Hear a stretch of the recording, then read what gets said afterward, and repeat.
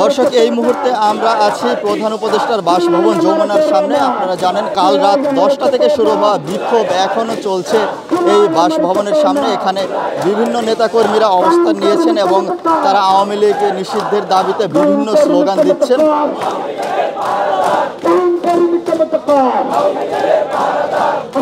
অর্থাৎ এখানে এনসিপি সহ বিভিন্ন দলের নেতাকর্মীরা কিন্তু এই অবস্থান কর্মসূচিতে রয়েছেন।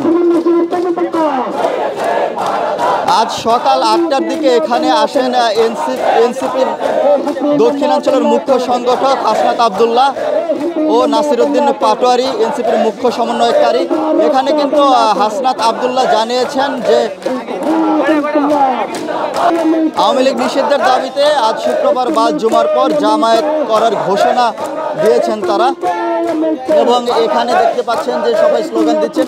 আবার অন্য এক পাশে কিন্তু মঞ্চ তৈরি হচ্ছে, অর্থাৎ দুপুরে জুমার নামাজের পর সেখানে একটি বড় জামাতের কথা রয়েছে। জামায়াতের দল মত নির্বিশেষে সবাইকে অংশ নেওয়ার আহ্বান জানিয়েছেন হাসনাত আবদুল্লাহ।